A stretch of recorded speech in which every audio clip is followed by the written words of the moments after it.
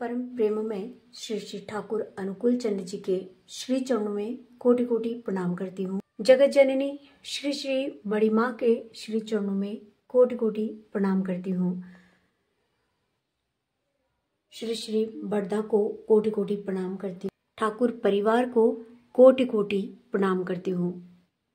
आप सभी को मैं लेके आई हूँ मेरे मायके में, और यहाँ पर हमारी सपना ने देखिए कितनी सुंदर सजावट करके रखी है ठाकुर जी की फोटो से लेके, और जितनी भी चीजें आज एक दिन बाद में यहाँ पे आ रही हूँ, फिर भी उसने बहुत अच्छा डेकोरेशन करके रखा था। मुझे ऐसा लग रहा है आज भी थोड़ी थोड़ी सजावट यहाँ की मुझे दिखाई दे रही है।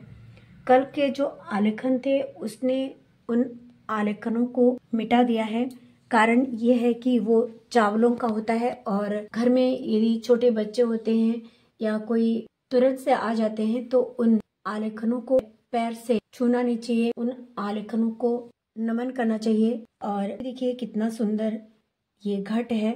इसमें उसने कल किस तरह से घट पर केला रखा है, उस पे सिंदूर लगाया है, और देखिए साइड में फूल है, इधर भी फूल है डेकोरेशन के लिए, कुछ और फूल उसने लगाए हैं। पास में देखिए पान और सुपारी और सिंदूर है, और कल लाल फूल भी था यहाँ पे, मगर आज गेंदे के फूल हैं।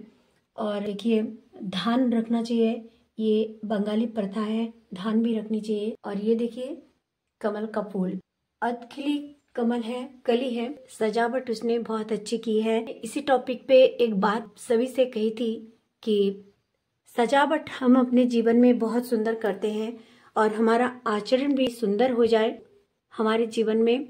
मैं ये कहना चाहूंगी कि ठाकुर जी हमारे परम आराध्य हमसे यही चाहते थे कि हम अपने जीवन में वास्तविक रूप से प्रभु जी को कितना प्यार करते हैं।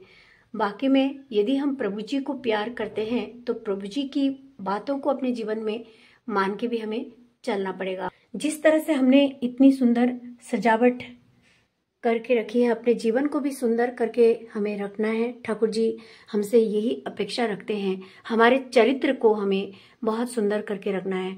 सब कुछ बैलेंस रह सकता है यदि हम अपना पूरा ध्यान प्रभु जी की ओर लगाए रखें। हमारा पूरा ध्यान प्रभु जी की ओर यदि रहे तो हम अपने जीवन में सब कुछ पा सकते हैं और सारे दुखों से भी अपने जीवन को उबार सकते हैं, अपने जीवन को ऊपर की ओर उठा सकते हैं। कहते हैं कि जाने वाले कभी लौट कर नहीं आते, गुजरे दिन कभी लौट कर नहीं आते, मगर ये एक कविता के रूप में शायद कहीं ना कहीं ये हो सकता है कि ये परिपूर्ण होके रहे। परंतु एक बात ये कहना चाहूंगी कि ठाकुर जी एक बात हम सभी से कहते थे कि अपने अपने कर्मों के ऊपर हमें ध्यान देना चाहिए। कर्म का जो फल होता है वो हमें रिटर्न मिलता है।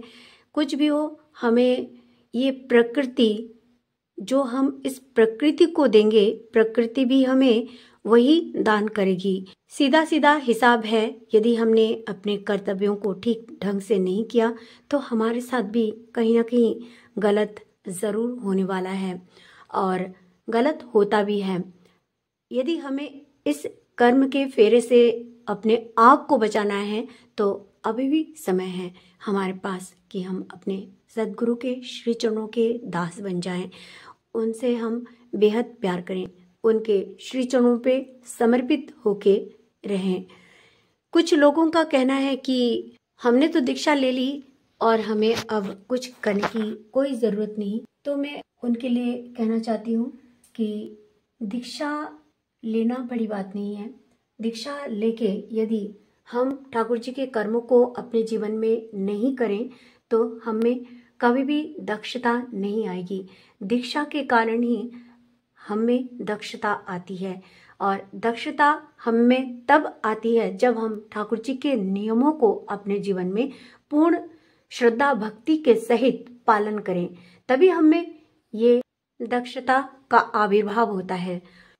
जिस तरह से दुर्गा मैया के 10 हाथ होते हैं, ठीक उसी भांति हम मानव शरीर में रहते हुए भी दुर्गा की उन 10 हाथों की भांति शक्ति पा जाते हैं, वो शक्तियां हमें आ जाती हैं। दुर्गा 10 और नजरें रखती हैं, इसीलिए वो दुर्गा है, 10 दिशाओं की रक्षा करने वाली।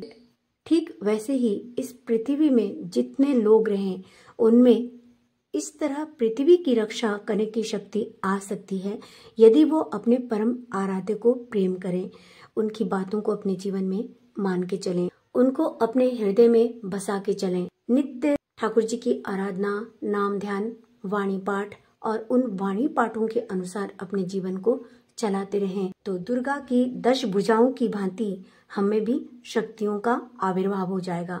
तो आइए उन शक्तियों को हम ग्रहण करें और अपने जीवन को सार्थक करें। प्रभु श्री चरणों में कोटि कोटि प्रणाम करते हुए माँ को कोटि कोटि प्रणाम करती हूँ। आप सभी को प्रणाम। जय गुरु। वंदे पुरुषोत्तमम।